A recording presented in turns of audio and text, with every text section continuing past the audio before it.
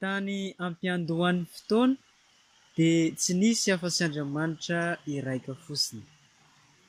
Andriamanitra nagnano an'izao tontolo izao sady nibaiko fahazavana mba hazava satria ny raha marobe dia mizina.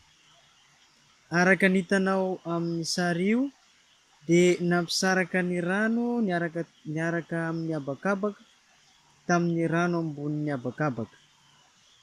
Ny rano taty ambany dia ny ranomamy sy ranomasina ary ny rano eny ambony dia io hitantsena eny amin'ny rahona.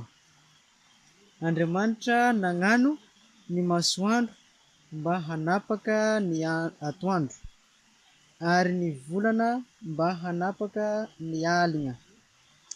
Tsara Andriamanitra, namboariny ny raha marobe mba hanapaka ny raha marobe.